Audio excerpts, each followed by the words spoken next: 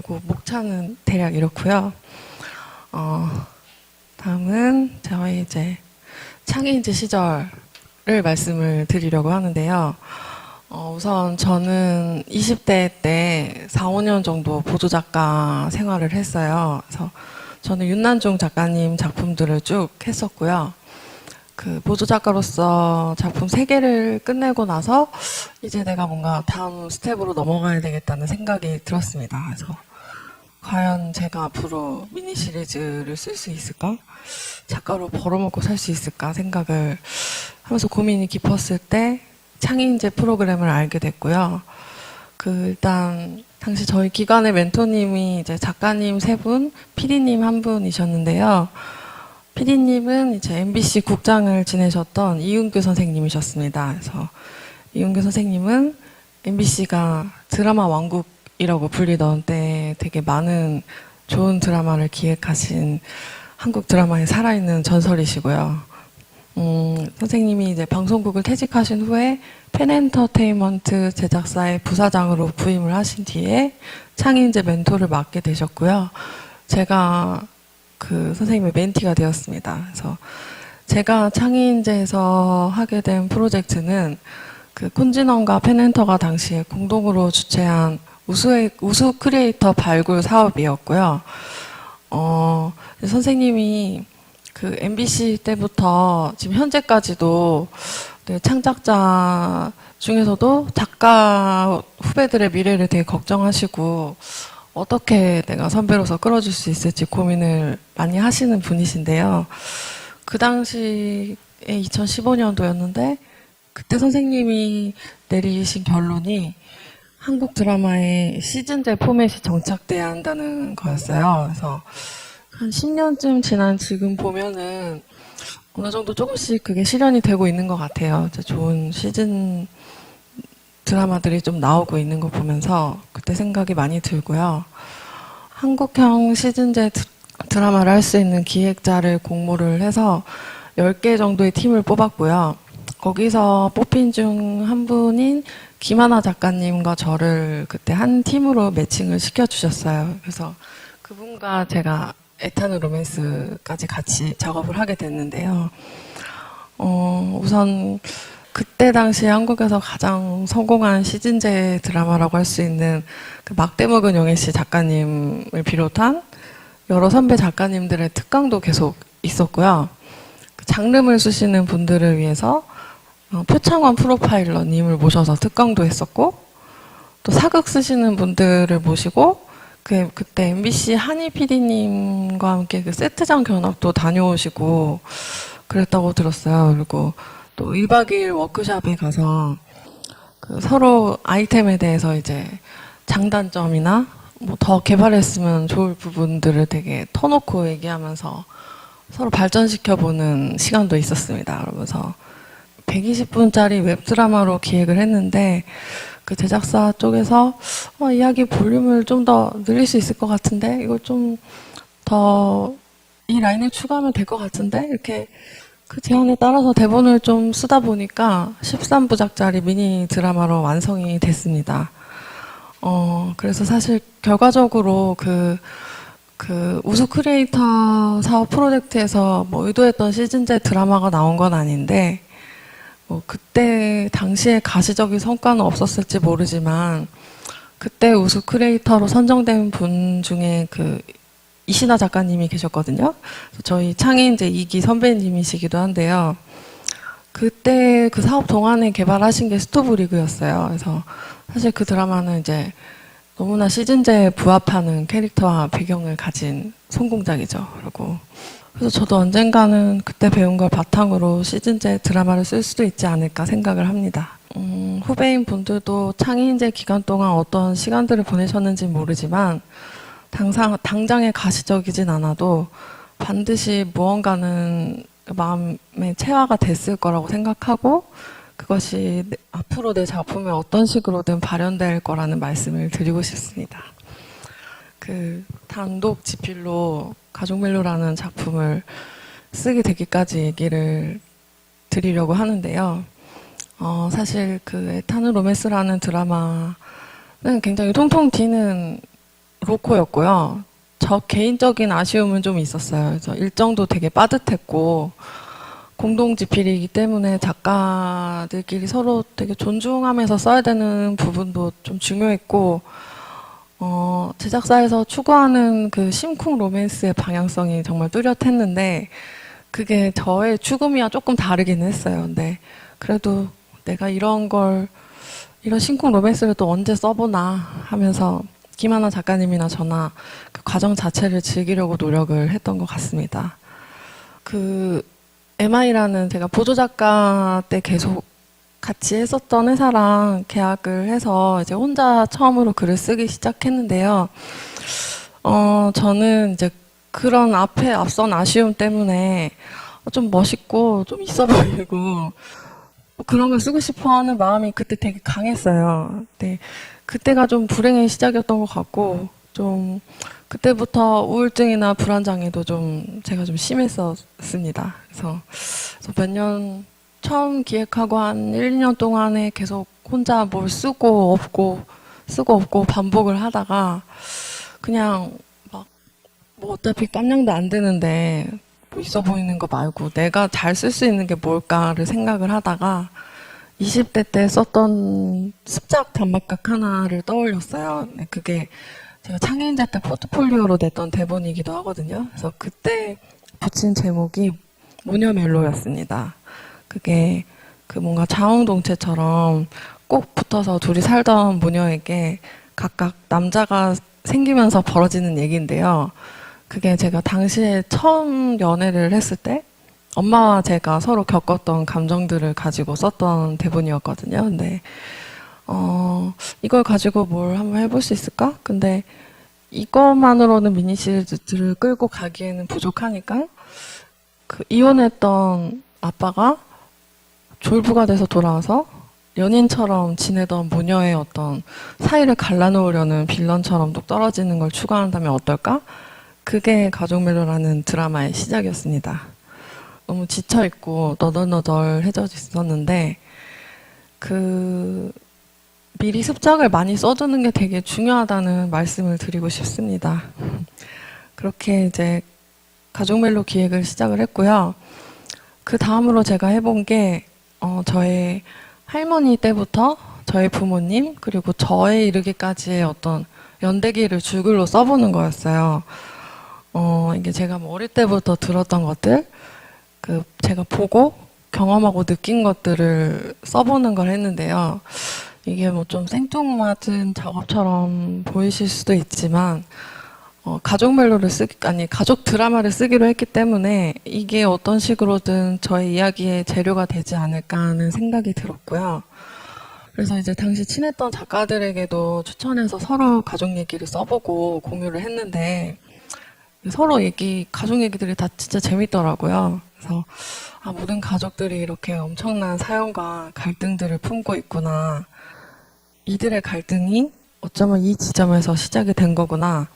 이래서 내가 이런 아이로 컸구나 하는 어떤 역사가 보였습니다. 그래서 저는 어떤 장르를 쓰시든 모든 창작자 분들에게 한 번쯤 해볼 만한 작업이라고 추천을 해드리고 싶어요. 이게 일기 쓰는 거랑은 또 다르고요. 그 가족 안에 나에 대해서 쓰다 보면은 저의 경우는 되게 객관적으로 저 자신을 들여다볼 수가 있더라고요. 그리고 그것이 캐릭터로 만들어질 수 있는 것 같습니다. 그래서 모든 캐릭터는 작가로서 나를 투영할 수밖에 없잖아요. 그래서 나라는 자료를 잘 알고 활용하는 것이 저는 되게 중요하다고 생각합니다. 근데 그것이 또 생각보다 굉장히 어렵습니다. 그리고 또 가족 또 특히 부모님도 마찬가지인데요.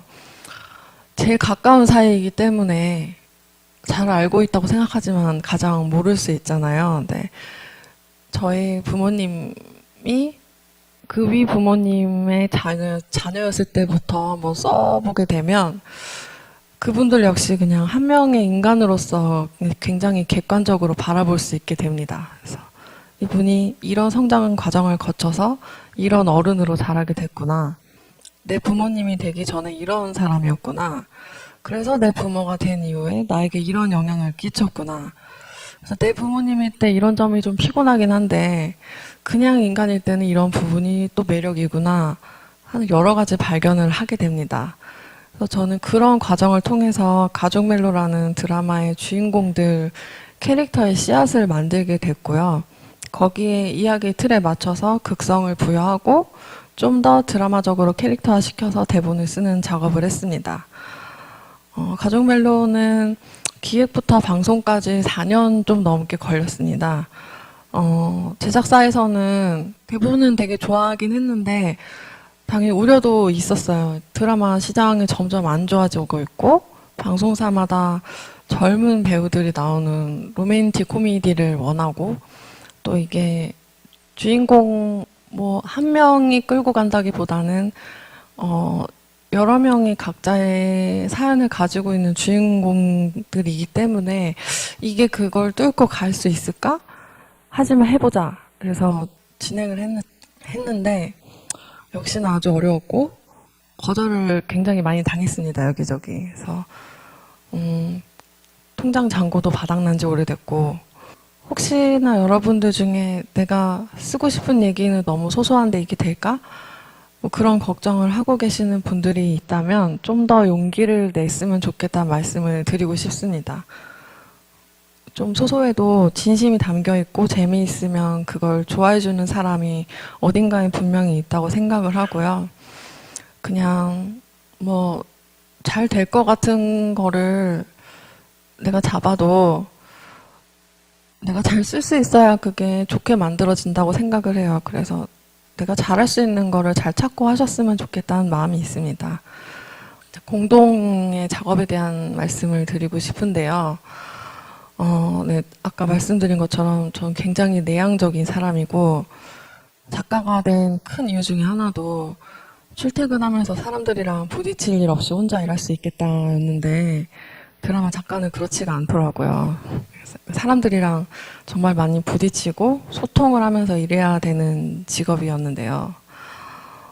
저희 경우는 애타는 로맨스도 공동 작업이었고, 또 저희 드라마를 쓸 때는 또 보조작가라는 너무 좋은 파트너가 있잖아요. 그래서 가족 멜로 때는 이제 그 전부터 알고 지냈던 후배를 이제 보조작가님으로 모셔서 처음부터 끝까지 함께 작업을 했고, 이제 그 다음 작품은 이제 그 친구와 함께 쓰고 있는데요. 신인의 경우에는 아무래도 공동 작업을 하게 되는 경우가 많을 텐데, 창의인재 때 이윤규 선생님께서 이런 말씀을 해주셨어요. 사람 한 명 한 명마다 다 뇌구조가 다르고, 성향도 다르고, 모든 게 너무 다른데, 그 중에 지금 회의 테이블에 앉아있는 두 명만, 이거는 진짜 재밌다라는 확신이 드는 순간이 오면, 그 얘기는 정말로 너가 생각하는 것보다 높은 확률로 서로의 그 마음이 도킹이 된 거고 그 얘기는 정말 재밌을 확률이 높다라고 하셨는데 그 말씀을 제가 지금도 뭐 작가나 감독님이나 뭐 팀이랑 회의하고 소통할 때마다 생각을 많이 하거든요. 그래서 일단 작가 둘일 때 둘이 둘 다 이건 분명하게 재밌다라고 느낀 지점은 다른 사람들에게도 대체로 타율이 높았던 것 같아요. 근데 또 이제 한편으로는 이게 애매하게 존중하고 서로 한 발 물러서면 네 맛도 내 맛도 아닌 대본이 나올 수가 있습니다. 그렇다고 막 내 말이 더 맞다고 싸우는 게 제일 최악이라고 생각을 하고요. 아무래도 작가 간의 공동 작업할 때는 한 명의 분명한 성장이 꼭 필요하다고 생각합니다. 창인제 때 특강에 오셨던 선배 작가님 중에 공동 작업을 많이 하신 분께서 해주셨던 말씀을 좀 인용을 하면 그분이 후배와 같이 작업에 들어갔을 때 이런 말씀을 하셨다고 해요. 너와 내가 회의를 하다가 어떤 지점에서 의견이 갈리고 아무리 얘기를 나눠도 둘 다 생각이 바뀌지 않을 때는 내 의견을 따랐으면 좋겠다. 그래야 우리가 끝까지 순항할 수 있을 것 같다. 근데 저도 그 말씀에 동의를 하거든요. 그래야 이제 한 해 한 해 잘 쓰는 것도 중요하지만 끝까지 완주를 하는 것도 너무 중요하기 때문에 그렇다고 생각을 하고요. 또 제가 몇 년 전에 어딘가에서 이제 작가님들 대상으로 상대의 마음을 여는 피칭법 같은 특강을 들은 적이 있는데요. 그때 오신 작가님들이 공통적으로 토로하신 고민이 하나 있었어요. 그래서 뭐 PD님이나 감독님이 자꾸 수정을 요구해서 너무 고민이 된다. 어떻게 말해야 제 의지를 관철시킬 수 있을까요? 이게 작가님들 주된 고민이었는데 저는 대본 리뷰에서 지적받은 부분은 거의 다 수정은 하는 편입니다. 저는 이 부분에서 이거는 고쳤으면 좋겠다 하는 데는 분명히 늘 이유가 있다고 생각을 하고요. 근데 다만 그들이 제시한 대안이 제 마음에 안 들 수는 있어요. 그들이 아무래도 작가가 아니기 때문이겠죠. 그래서 또 요구한 그대로 그냥 고치기만 하는 받아쓰기가 돼서도 안 되고 이 작업이 굉장히 어렵다고들 생각은 합니다.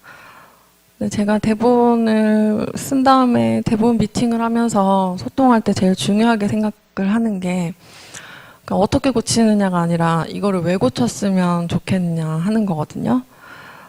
그래서 그 부분에 대해서 대체 이게 왜 마음에 걸리셨는지 계속 물어보고 대화를 하다 보면 그 이유를 알게 돼요. 그래서 이유를 알아야 그 정확하게 꼭 제시한 대안이 아니더라도 내가 더 좋은 에피소드를 생각을 해서 더 좋은 수정고를 낼 수 있다고 생각합니다.